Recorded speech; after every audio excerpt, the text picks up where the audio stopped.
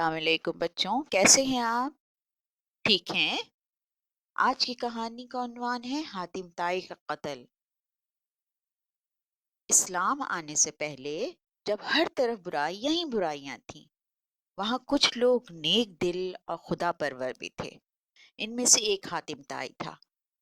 اس کی ثقافت کے چرچے بہت مشہور تھے۔ اسلام میں تو آپ جانتے ہیں نا، حضرت عثمان غنی رضی اللہ تعالیٰ عنہ کی ثقافت ضرب مثل ہے۔ حاتم طائی کا تعلق طے قبیلے سے تھا، اسی وجہ سے وہ حاتم طائی کہلاتا ہے۔ یمن کا علاقہ عرب سے جڑا ہوا تھا، جہاں اس وقت نوفل نامی بادشاہ کی حکومت تھی، جو بہت سخی اور رحم دل بادشاہ تھا۔ لیکن وہ حاتم طائی کی ثقافت اور اس کی مقبولیت سے بہت خوفزدہ تھا۔ کہنا یہ چاہیے کہ وہ اس سے حسد کرتا تھا، اور وقت کے ساتھ ساتھ یہ حسد اتنا بڑھا کہ وہ حاتم طائی کو اپنا دشمن سمجھنے لگا۔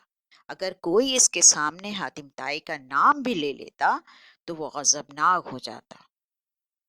ایک دفعہ اس نے اپنی ثقافت کے مظاہرے کے لیے، اپنے آپ کو سخی ظاہر کرنے کے لیے ایک جشن کا اہتمام کیا، اور اس جشن میں ہر خاص و عام کو خوب خوب نوازا اور سب کو جھولیاں بھر بھر کی دیں۔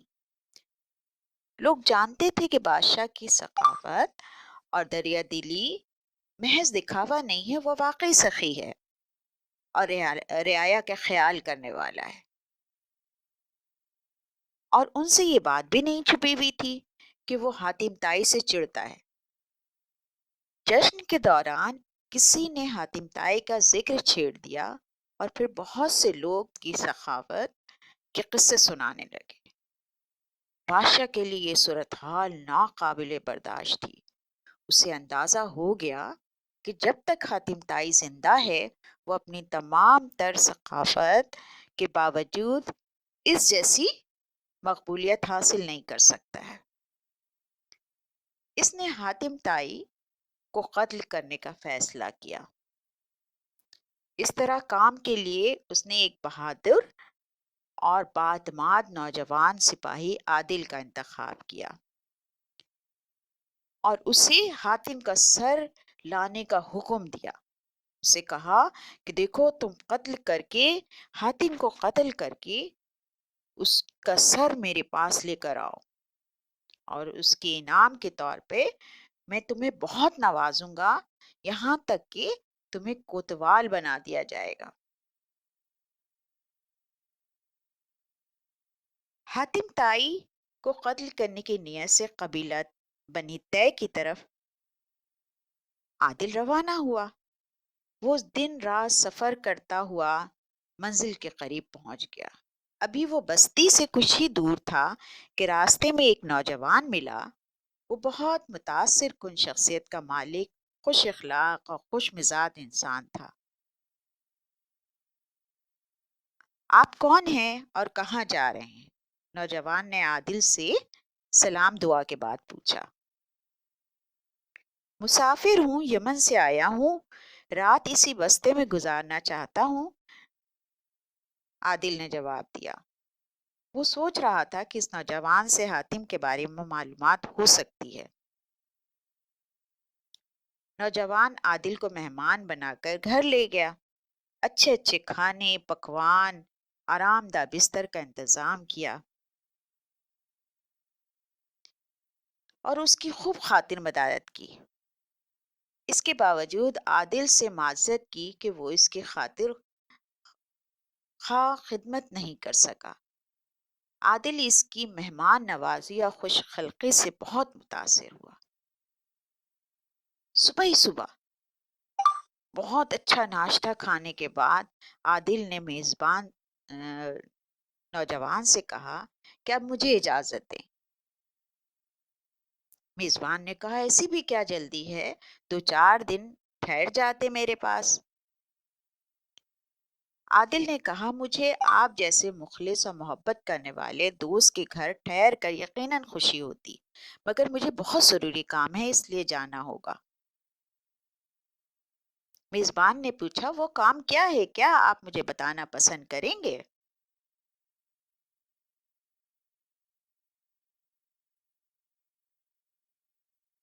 میزبان نے مسکراتے ہوئے پوچھا۔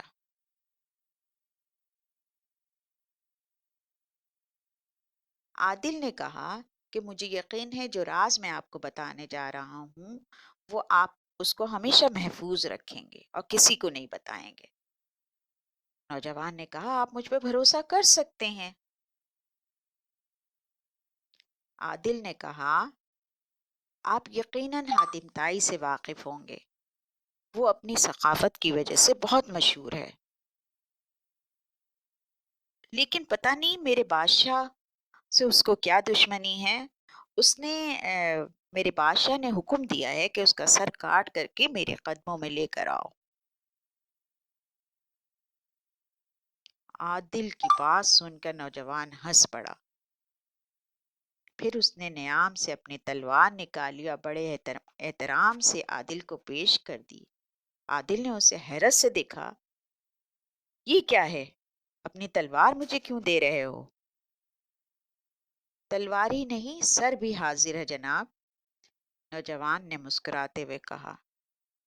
جلدی کیجیے، ابھی میرے گھر والے اور بستی کے لوگ سو رہے ہیں ورنہ آپ کو میرا سر کاٹنے میں مشکل ہو جائے گی۔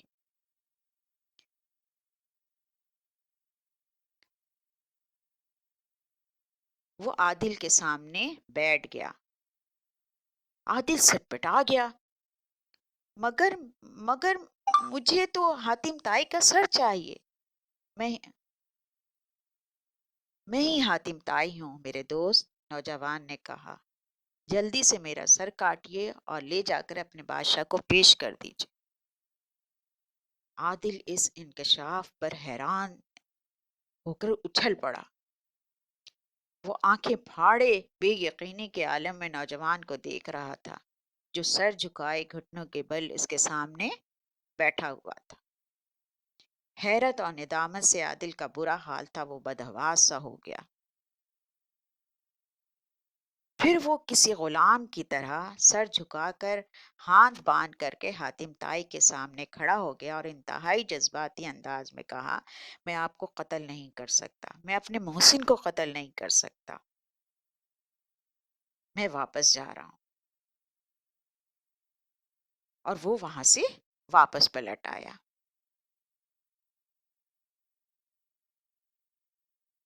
یمن کے بادشاہ کو جب اطلاع ملی کہ عادل واپس آ گیا ہے تو اس نے اپنے خوابگاہ میں اس کو بلایا۔ کیا بات ہے عادل، تم تو خالی ہاتھ آئے ہو، حاتم کا سر کہاں ہے؟ عادل نے کہا جناب مجھے افسوس ہے کہ میں آپ کا کام نہیں کر سکا، آپ بااختیار ہیں اور اس بات کی مجھے جو چاہے سزا دے دیں، مگر اتنی استدعا ہے کہ سزا دینے سے پہلے میری گزارش ضرور سن لیں۔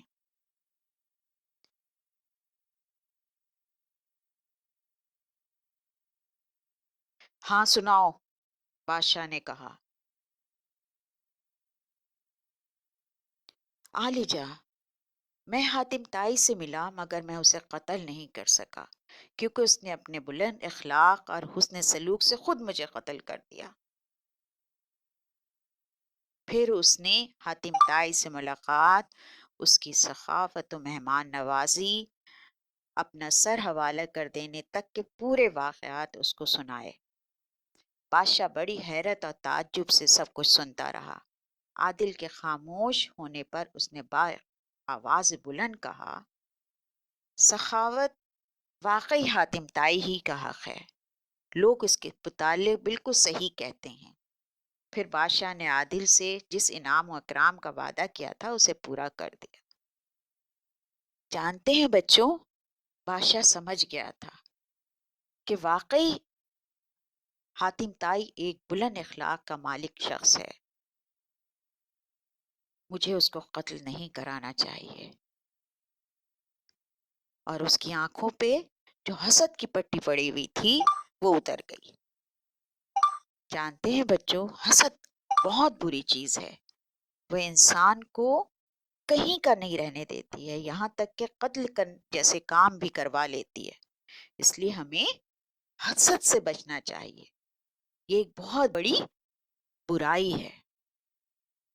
شکریہ، انشاءاللہ پھر کسی نئی کہانی میں ملوں گی انشاءاللہ۔